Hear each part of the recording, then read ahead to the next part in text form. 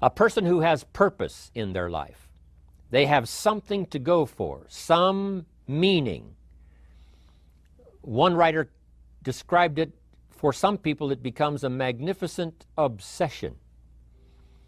And for you and I, maybe it doesn't need to be that dramatic as a magnificent obsession. But it has to be something that does something to us, something that pulls us, especially into the future. You know, there are many influences on us. One is the influence of the past. Some people are always pulled back by the past. Some people are always pulled aside by the distractions. But here's what's powerful. If you have a list of high purpose in your life, it pulls you toward the future. And the more powerful the purpose is, the stronger it pulls. And here's the other great advantage if you have purpose for the future. It pulls you through all kinds of challenges and all kinds of difficulties. If you don't have these strong purposes for the future, it's easy to get swallowed by a bad day. It's easy to be almost annihilated by a poor month. And it's easy sometimes to almost disappear beneath the waves of a year that goes backwards if you don't have something to pull you beyond that year. So if you want something to pull you through all kinds of challenges, all kinds of difficulties and things that come at you, you got to have something on out there beyond today, beyond next week, beyond next month, beyond this year, that pulls you into the future. And the clearer it is, the stronger it pulls. The more dynamic it is, the more it affects your life, your spirit, your heart, your soul. It also creates imagination. It gets your mind working on how to achieve that purpose. And if your mind will work, and if your heart works, and if your spirit works, and if you have good input, like good ideas, I'm telling you, there isn't anything you can't accomplish. So that's one of the great powers that'll make a variable of you, and that is purpose. Here's the next one, self-confidence. Where does self-confidence come from? And this is the best advice I can give you on that. Not neglecting, first of all, the small daily disciplines. Self-confidence really comes from feeling good about yourself. And one of the best ways to feel good about yourself is at the end of the day to know that you poured it on. You did your best. If you conducted a meeting, you did the best you could. If you made a phone call, it was the best phone call you could possibly make. If you wrote a letter, it wasn't a casual letter, it was your best letter. At the end of those kind of days, when you feel good about yourself, self-confidence starts to rise. You know that if you can have this kind of a good day, you can have another one the next day, and those days become the weeks become the months, and the month becomes a powerful year. Self-confidence comes from the lack of neglect. If you will not neglect to do the small daily disciplines, that's where self-confidence comes from. Part of good health is self-confidence. I know I'm going to be healthy. I take the Herbalife products. I eat the apple a day. I walk around the block. I do the jogging on the beach. At the end of the day, when you've really poured it on and you've done all the stuff, self-confidence grows. That self-confidence affects your health. It affects your future. It affects your psyche. So this is true. One of the great powers is self-confidence. Self-confidence means willingness to do whatever it takes to achieve. Some people say, well, I'll do it for a little while and see what happens. You know, I'll try a couple of things. If that doesn't work, I'm out of here. And all of us know that that kind of person doesn't have much of a future. But if you're willing to do whatever it takes, if I have to learn a couple of things, I will learn those things. If I got to learn 5 or 6 things, I'll learn all 6. If I have to take an extra class, I'll take an extra class. If I've got to read the books, I'll read the books. If I have to consult with people who know more than I know, I will do the necessary consulting. Whatever it takes, I will do. That starts to develop unbelievable self-confidence. Self-confidence also comes from the ability to rise above your circumstances, to rise above what happens, the petty little things, the discouraging things that would sink everyone else's ship except yours, that would cause someone else to quit early in the day, but you keep going. That kind of willingness to overcome all circumstances, whether it's the little challenges or the big challenges. If you're willing to do that, I promise you, this kind of power will work for you, and in you, the variable, it'll make a difference. Now here's another one in my rather short list. The next word is character. Becoming a person of high values, a person of principles, a person of honesty, a person that earns respect. That kind of character. It took character when Mark started to put the marketing system together. How can we have a system that will build in the integrity, that people will know that if this happens, then this will happen. And if this goes wrong, here's the way to fix it. Unless you have the principles and the character and the integrity to put together a viable plan for a wide variety of people, then the system is not going to last very long. And I've been around long enough, and I'm sure you have been around long enough to see a lot of systems that got started, but they failed.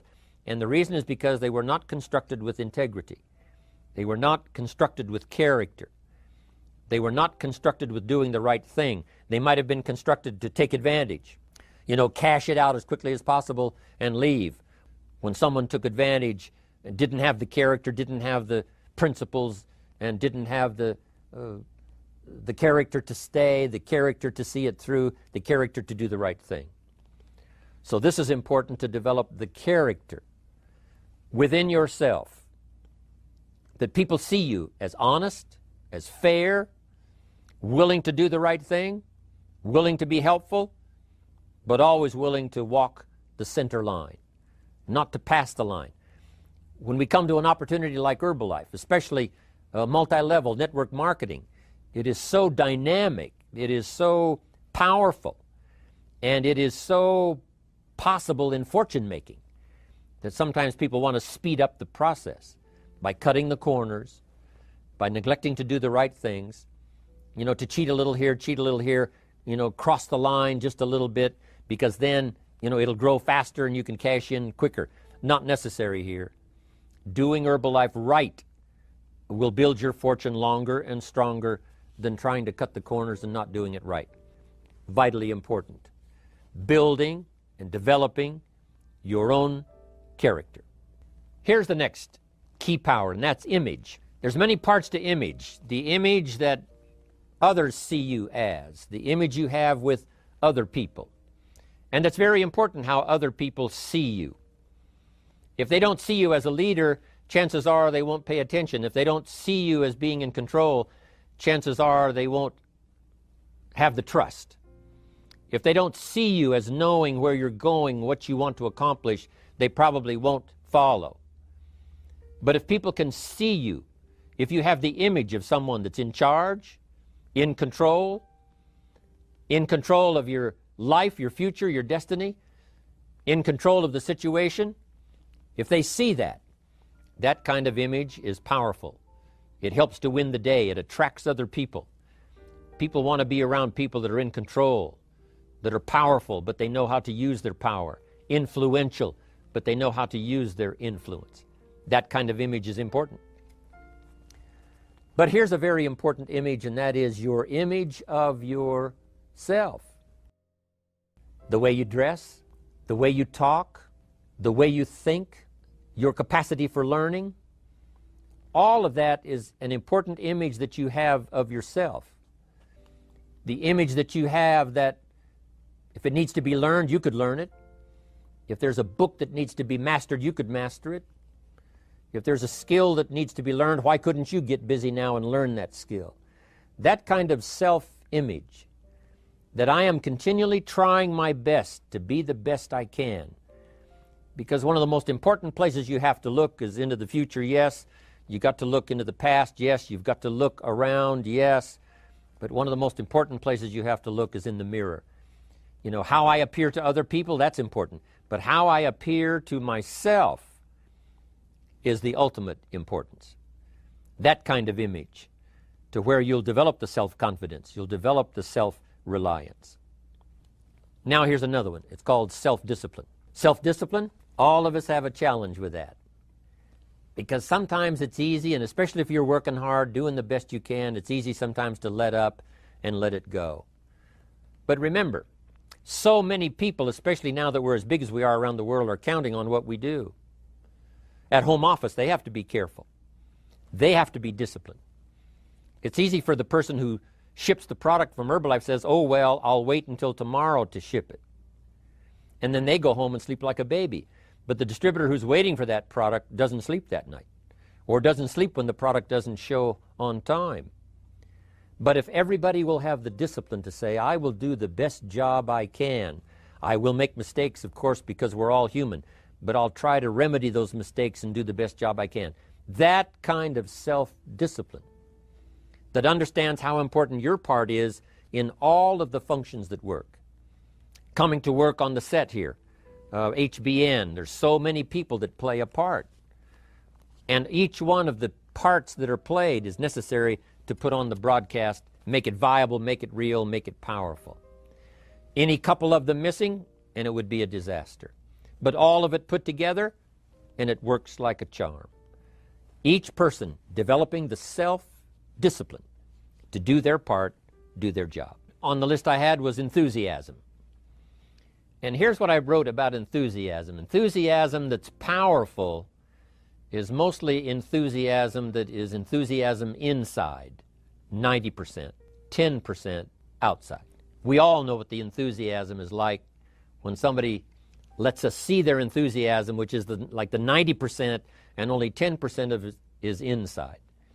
But the enthusiasm that really affects people is not just being loud, but the enthusiasm that runs deep, the enthusiasm that comes from deep inside, created by self-confidence, created by purpose, created by genuine willingness to help other people. That kind of enthusiasm, knowing that you're going to get the job done, knowing you're going to affect people, knowing you're going to have testimonials flowing in from all kinds of directions. That kind of enthusiasm. A lot of it is quiet. A lot of it is unheard. And the 10% that's heard, it rings a bell. People call it genuine enthusiasm because they know that what you say in the outward display of your enthusiasm is only a small tip of the iceberg of the enthusiasm you feel inside that really motivates you to do the best job you can. Next on my list to help you become the powerful variable is expertise.